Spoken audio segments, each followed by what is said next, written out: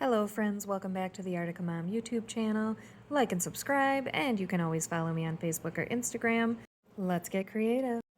Welcome to Texture Challenge number 4 out of 24. Today I'm going to be using the Expressions by Nada number 5 palette knife. It's got a rounded shape. It's nice and bendy. I'm really excited to use this. This will be the first time I'm using it for this challenge.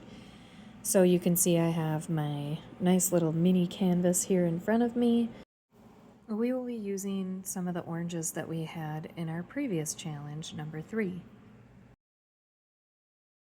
And here we go. I've got a nice rounded selection of paint on my palette knife. I'm pushing it down and pulling it towards myself, making a nice rounded petal.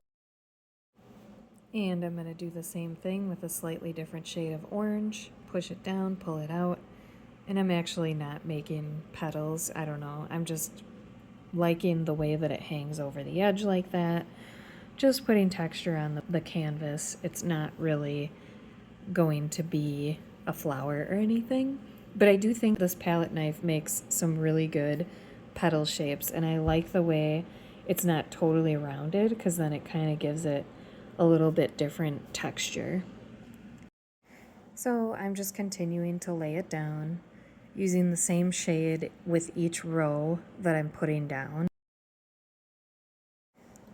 Looking great. Love that extra texture. Here is a different color for the next layer. They look pretty similar, but when they dry, which I'll show at the end, they definitely have a distinct shade of orange. I love those little tips that are kind of flying off the rounded ends of the flower petal. Again, they're not flower petals. That's just the words I'm using. Okay, that was the last one, so get ready for the dried version so you can see the final colors. Here it comes. Thanks so much for watching. See you next time.